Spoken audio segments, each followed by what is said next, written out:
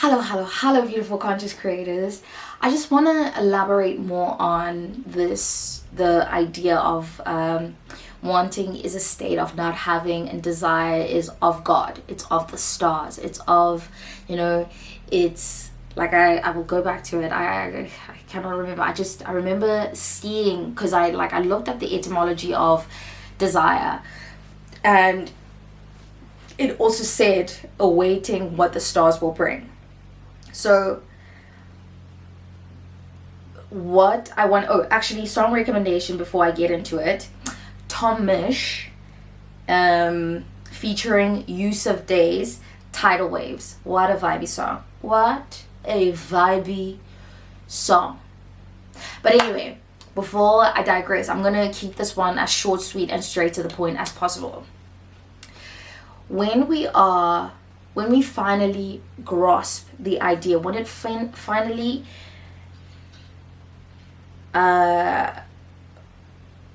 when we can finally, what is the word that I'm looking for? Apply.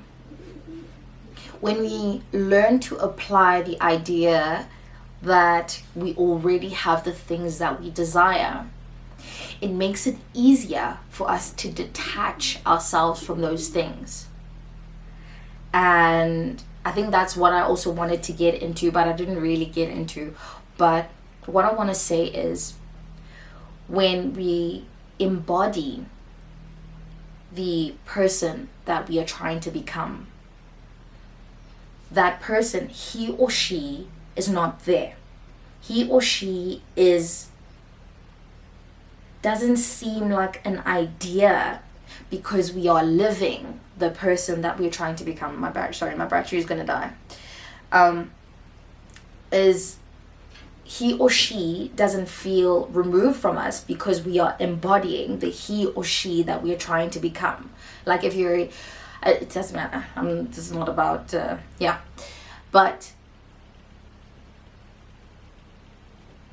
when we start to embody these things, when we start to feel as though they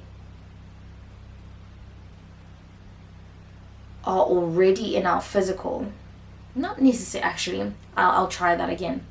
When we feel as though we already have them, when we feel as though whatever we are manifesting and creating consciously is done, when this thing that we possess, I used a phone example in the last episode. So I said, when you hold your phone, and then put it down, and then close your eyes and imagine that this phone is in your hand. You have this feeling associated with the phone being in your hand. So there's no wanting of a phone, because it already feels like it's there. It doesn't feel like something that you would need to chase after, because it feels like it's already there. So that's the state we're trying to get into, the feeling that the things that we desire are already done. And when we get to that feeling, we are better able to detach ourselves and remove ourselves, or let go. Detachment and letting go, one and the same thing. We are able to let go of those things because we've detached from them. We're able to let go because they're already there. When we have things that we want, because we're chasing them, they sometimes continuously play in the back of my mind. And one example that I can offer you right now is that, one example that I can offer you right now from like a personal space is that I'm running out of ink. And there are these pens that I absolutely love. And I keep saying in my mind, I need to get these pens, I need to get these pens, I need to get these pens. Sorry, that cut for I don't know why, but as I was saying, I need to get these pens. Then my attention and my thinking is focused on getting these pens. But now I'm not using this example as the feeling state that I should be getting to of the pens. It's just wanting to paint the picture of how it is playing on my mind because of the lack of possession of it. So with the things that we are trying to attract, manifest, create, when we're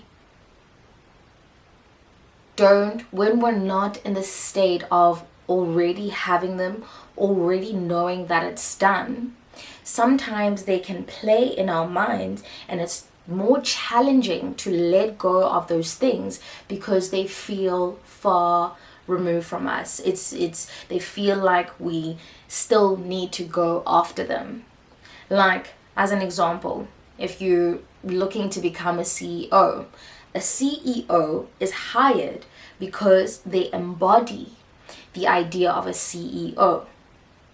And actually, maybe let me try and that example works as well, but it's not about it's not painting the picture of detachment. When we detach, when we have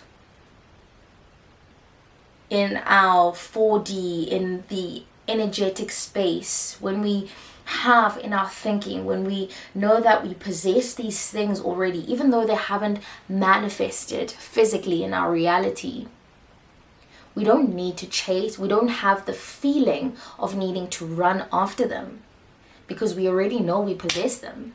It's like when you affirm that you're beautiful, when you affirm that, yeah, I'm beautiful, and you finally see that in yourself, even when you look at the mirror, and you're like, oh, I'm beautiful today. Oh, thank you, God. I woke up so beautiful.